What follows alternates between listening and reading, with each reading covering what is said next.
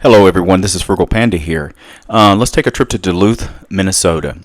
I apologize if I'm not pronouncing it right, but I'm not from there, so I'm not from there. Population, 86,000, closer to 87,000. Elevation is 705 feet. We visited here in June of 2025. We first spent the night, we stayed in a day in Sioux Falls, South Dakota, hung out there for a little bit, and then came down here to Duluth, Minnesota. The Duluth was already planned. Sioux Falls was not. I'm glad we actually stopped there. Unfortunately, the first day we were here, when we got here and stuff, this is us walking around our very first day. I wasn't the most enthusiastic vacationer. We get here and I'm like, okay, it's like 50 degrees, overcast, and cold. And it's windy. And I'm like, what the heck? I know it's on Lake Superior. Yeah, I'm from the Midwest, but it's been a while since I've truly been back to the Midwest, as far as I've been as Lincoln. And I was really disappointed. I was like, you telling me we went on vacation basically to be cold? We're from Colorado. And I'm like, heck, it feels like we went and did vacation in late fall somewhere. So it was cold, it was overcast, we had just got there. And then Duluth, there was homeless people all over the place in downtown when we were there. They're homeless or more transient people, but they weren't just like, the regular homeless. These are what you find in like Portland and Seattle. When you go into downtown, they were junkies, let's be honest. A lot of them were very drug addict looking.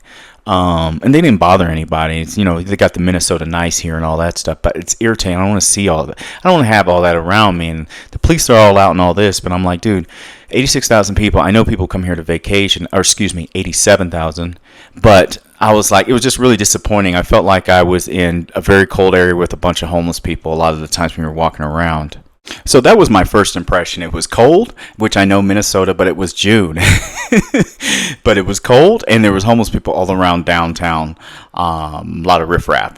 So, but you may think, well, this wasn't a very good trip. So what happened was this: we were only supposed to spend one night in Duluth because there was a couple things we wanted to check out. So only take one night.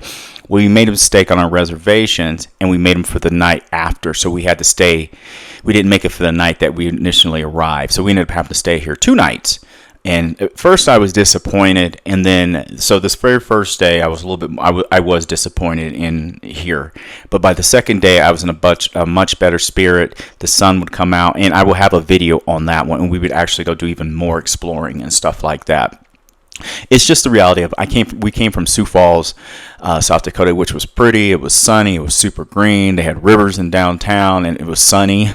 And, it was very clean. And then we came here in the part of downtown Duluth we were in. It was kind of dirty. And there was a lot of people who would look like addictions roaming the streets like little zombies.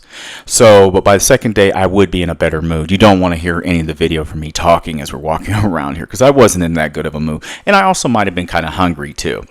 So we'd walk around, we'd check out a couple things. You could see the water is, it's Lake Superior. And of course, Lake Superior is like an inland sea. So literally, you can, as far as the eye can see, you see water. It feels like you're at the ocean. And the next day, you'll see my other video when I put it together. We'll go on the river walk. I believe that's what they call it here. We'd go exploring and do other things. We go on a trail that's in the town, and I would start appreciating this area a little bit more and realizing Minnesota is a very beautiful state. It's got its quirks, it's got its issues. And a matter of fact, when we were here, this is the next day when my next video would be, it'd be the day that they were having and I don't get into politics, the No Kings rallies.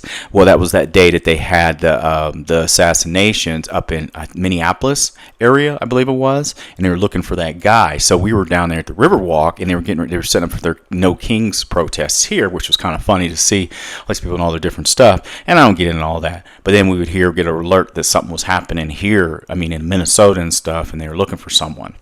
So anyway, that's the time frame of this video. And that would happen the next day in my next video I would do. We would stop here and eat. We had to wait in line. As you know, with a lot of service in larger cities anymore, it is lacking. I'm not saying it was bad. The food was decent here.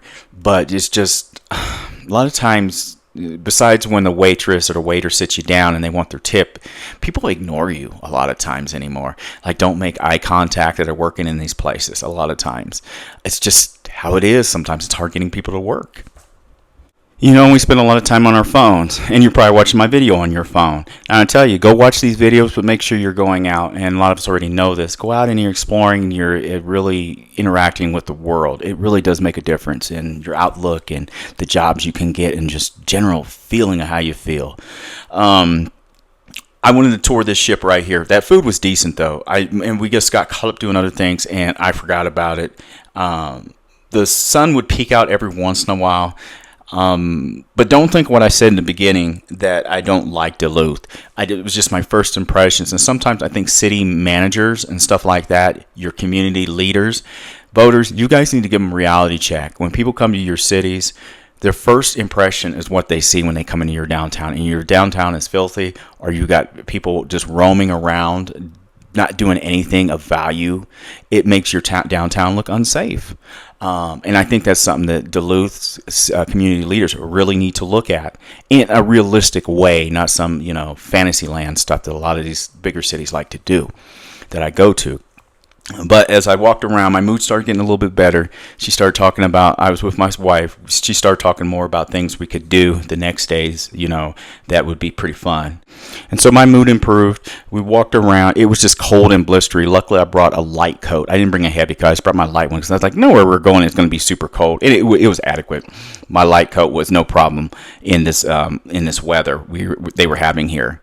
And when we get to the hotel, I would talk to the front desk, and they tell me, no, this is fairly normal for this time of year. And they said summers are really short, but you get used to them. And she said it's beautiful, and she wouldn't trade it for the world. She loved living out here in this area. And she didn't live in Duluth, but she lived in a lot of surrounding areas. And I'm guessing a lot of people that work in more of the front-facing, like retail and stuff, they probably live in the cheaper communities because Duluth is a little bit expensive, to be honest with you. Check out my part 2 video. I will talk a lot more about this area, and I did have a good time here, by the way, guys. Once I really got to explore this area, I realized Duluth is a pretty wonderful city with its own quirks.